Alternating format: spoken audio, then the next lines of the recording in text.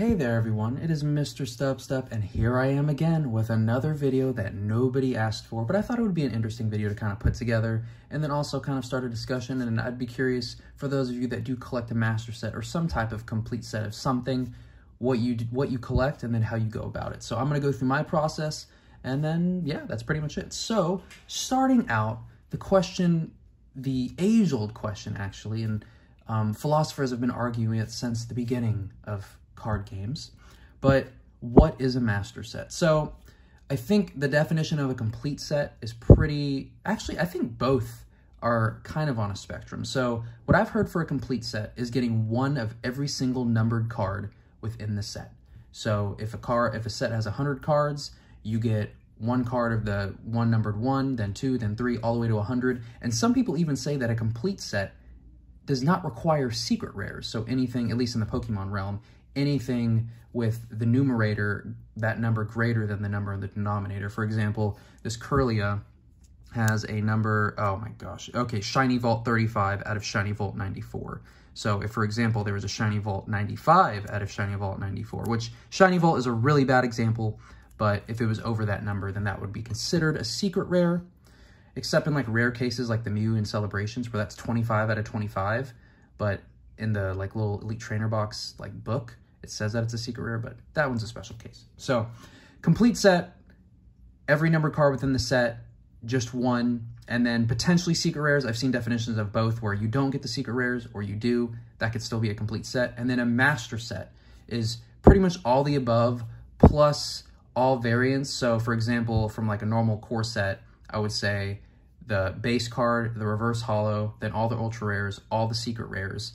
And then some people even extend that to beyond to all the deck exclusives, to all the exclusive holos that come in certain blister packs or certain collection boxes. And then some even extend beyond to that, where you literally get all the promos that came out during that time as well, or the promos that are kind of related to that specific set. So I draw the line at pretty much everything that can be pulled from a pack.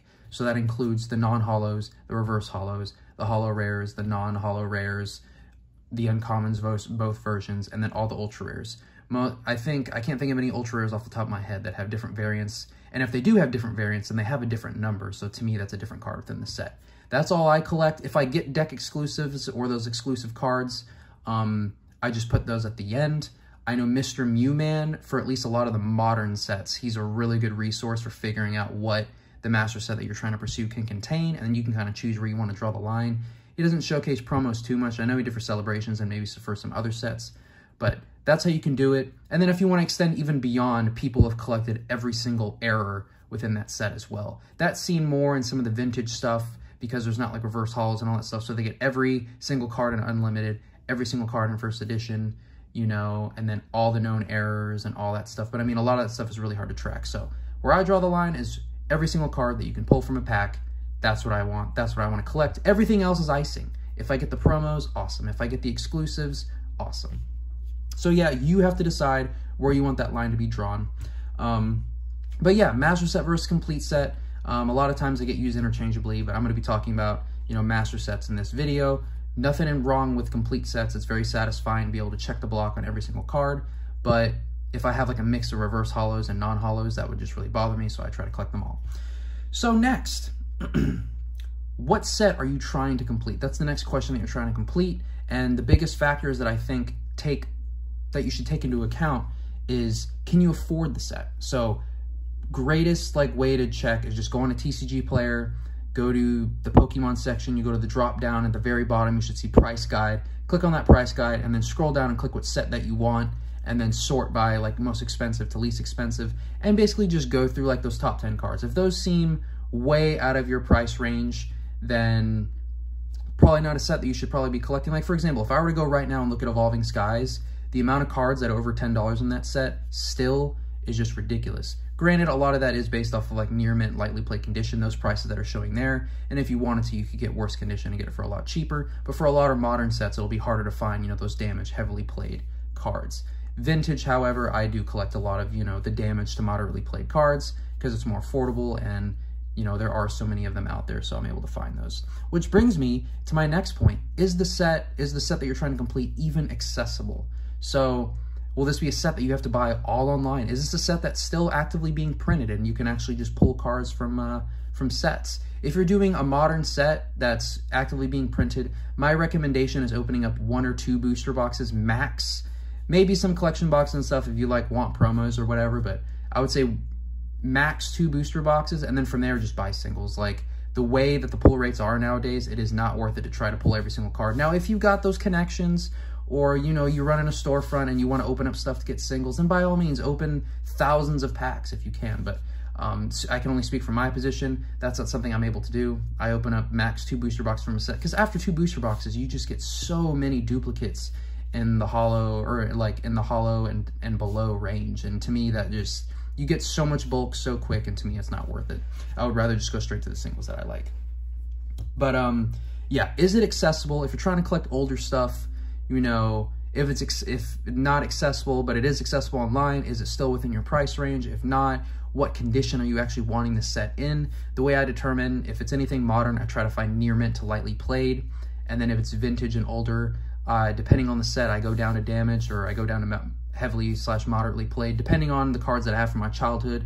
If I don't have any cards from my childhood, I might stop at it like moderately played or heavily played, but you just have to be able to draw the line at what threshold you're willing to go down to. And then for some cards, like some random common reverse hollow, do you really care if that one's heavily played? You might want to focus on like the more expensive cards, or the pricier, or your favorite cards from the set, and get those in the better in condition. And then the rest of the cards you can just kind of sacrifice and save a little money on those, so you can afford the cards that you actually want within the set at a better condition, but you still complete the full set. Finally, what language are you trying to do? You're trying to do English, Japanese, and then, you know, there's all the languages in between. There's Pokemon's printed in, I can't remember if it's like 10 languages or whatever. If you go to Bulbapedia, you can figure it out, but ton of different variants. I noticed that the main, like, 2 different styles you can find, like, you either fall under the English. It sounds really, like, screwed up to say that everything falls under English or Japanese, but I'm just saying, like, if you split them into 2, like, artwork realms, because, like, the Japanese and what's another card? Like, the Japanese and the Korean cards are very similar in how the cards are designed versus, you know, the English and, like, Spanish cards. Like, those are similar in design. So I usually just try to pick, like, one down those ways. And, I mean, some of the languages, like, I don't know if, like, Portuguese or German or some of those cards, those are actually really hard to find, at least from where I'm sitting. You might be able, wherever you live, they might be more easily accessible, but just figure out what language you can do, and then also take in accordance to price and accessibility. And then also, for example, say you're like, I want to collect Hidden Fates, and then you look at the prices and you're like, wow, Hidden Fates is so expensive, I can't afford that. Then you can kind of divide stuff into subsets. You just want to collect the main set of Hidden Fates. The main set of Hidden Fates is actually pretty reasonably priced. Now, or you could be like, you know what, screw the main set, I want more money to go towards the Shiny Vault. Then you can just focus strictly on the Shiny Vault. The Shiny Vault just has the straight cards, there's no multiple variants. You just have one type at each number. Or for example, Shining Fates, you can kind of split it up. Or like me, Cosmic Eclipse, that set is massive. It was the final set of Sun and Moon, or yes? Was it Cosmic Eclipse or Evolutions? Oh crap. Man, I think Evolutions was the final and then Cosmic Eclipse was before that. Regardless, oh no, Evolutions was XY. Oh, Cosmic Eclipse, Sun and Moon. It was the last set of Sun and Moon. Sorry, I had so many sets in my mind. But like Cosmic Eclipse, the character rares, I loved the character rares. I think there were 16 of them. Very looking forward to collecting all the ones in Brilliant Stars. I didn't want to collect all of the cards within Cosmic Eclipse, but I wanted all the character rares. So what did I do? I collected the subset of character rares. So you have options and decide what set you want to complete. But say you're someone that's like, you know what, screw sets. 95% of the cards in sets I don't care about at all. I just want to collect my favorite Pokemon. That is perfectly fine too. I actually have a separate collection of Kirlia cards featuring one of them right there. I have some graded ones as well. But you can also collect Pokemon, and that's perfectly fine. You know, there's a ton of Pikachu, Charizard, the starter collectors, Mimikyu, Mew, Mewtwo. There's so many different collectors, Rayquaza, so many different collectors out there. I encourage you to collect your favorite Pokemon. It's really fun and very satisfying to do. But you need to decide, are you only going to do all English or all Japanese? Are you trying to get all the variants? Are you trying to get cameos? For example, my Kirlia set, I have, we'll just look at the first page right here. I have the Japanese first edition, the Unlimited, the English unlimited. There was no first edition at this point in the English TCG. Got the reverse holo, and then we kind of go to here, and then you just get all the variants down the line. And then if you even want to go even farther, because I'm a little wild sometimes, I'm a wild child, you can get cameos as well. So like these cards, this is technically a Floette card, promo card from Japan, but it has a curly in the background. So I'm like, I got to collect that too. Got it in English, and then some other miscellaneous. I mean, we've got a Topps card, a playing card, just other miscellaneous cards. You got to decide what you want to collect. If, you know, you just want to go super committed to one Pokemon, you can do that as well. So a lot of decisions to make, I know, but once you make it, it's so fun to pursue those goals and then achieve them or reach those milestones. So next, you got to decide what binder you're going to use. Say,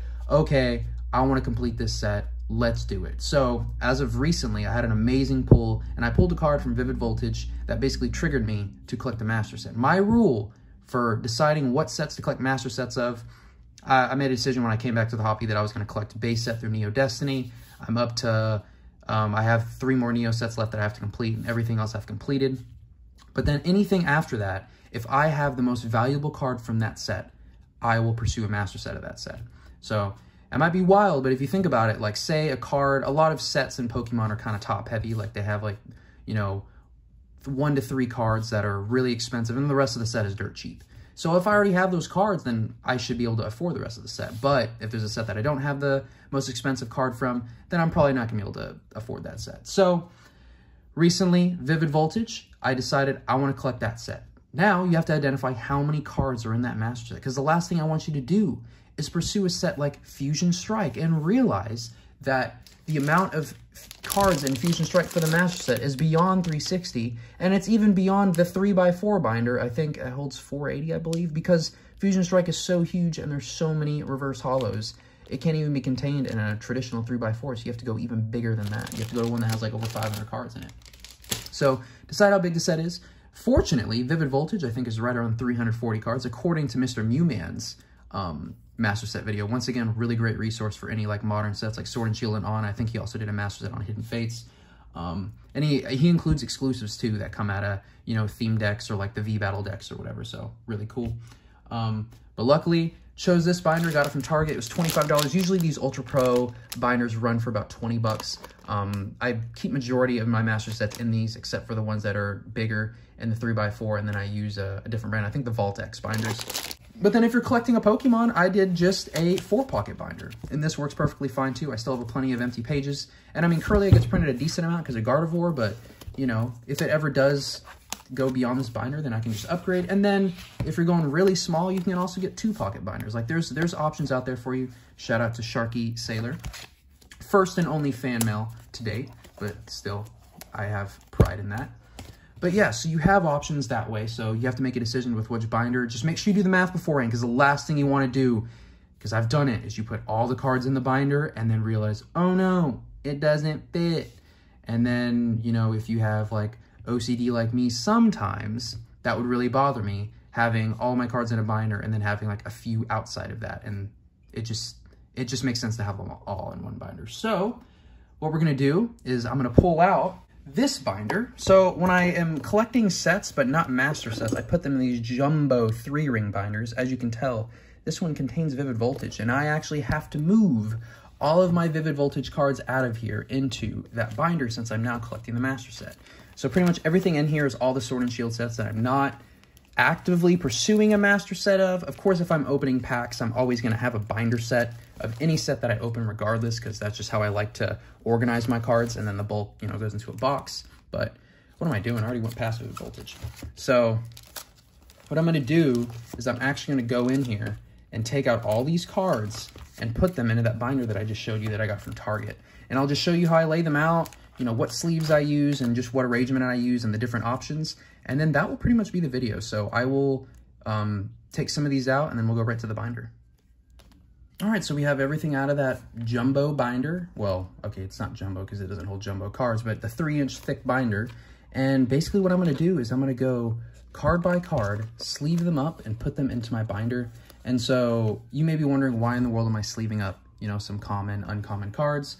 Well, 1, for protection, and 2, this is gonna be kind of like their long-term storage. Like this will essentially be their final stop, because start in the pack, then they go to my hand, and then they go to this binder, and all of these cards, their dream is to end up in one of these Master Set binders. So slide the wheel right there. Actually, let's start out. So it is number 1 of 185, Big Hunch, I see you.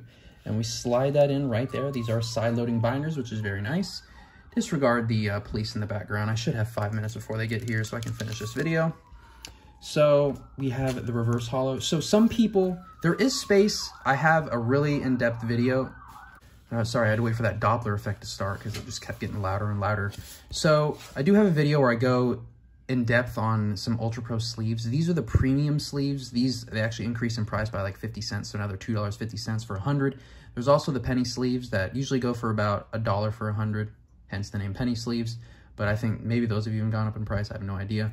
But put these in the premium sleeves because I just like the way they feel. And I think if you're going into a Master Set, you deserve a little something better.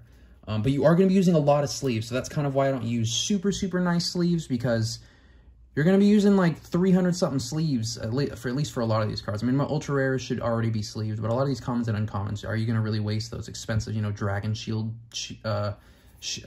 sleeves on these? No. So let's go ahead and fill this in, and let's get this Kakuna. So we have the Kakuna by my favorite artist. That is next in the list. And what I like to do is, if I don't have one like really filled out like this, because when it's filled out like this, like every single page, you know, has a card. So it's really obvious, you know, which one's next. But if there's a blank, you need to have either the Poke Collector app or some type of app up that has the complete set, so you can monitor the number. And especially if it's not an Ultra Rare and it's just a number, like for example, if I'm missing a Holo Rare, then that Holo Rare needs 2 spots. So make sure you're leaving 2 spots in between. I like check my work periodically because I have probably done it 3 times now where I fill in my binder and then I realize I didn't leave 1 space enough, and then I have to move all of my cards to the right. And it always ends up being a card at the very beginning too, which is really frustrating, because if it was a card at the end, I would only have to move like a couple dozen cards, but it's always like a grass or fire card, and then I have to move the entire set over 1 space in order for 1 card to fit. So don't make that mistake like I have. Check your work, be cautious, and you know, go along with the set numbers to make sure you're matching everything up. So now we have a rare and Beedrill. So I can put this in here. And remember that Kakuna, I do not have the Ultra Rare of it, or Ultra Rare. I do not have the reverse holo, so I'm gonna leave a space there with that Beedrill, and then I will continue with the reverse holo there. And then I'm gonna finish up this page really quick and I'll be right back.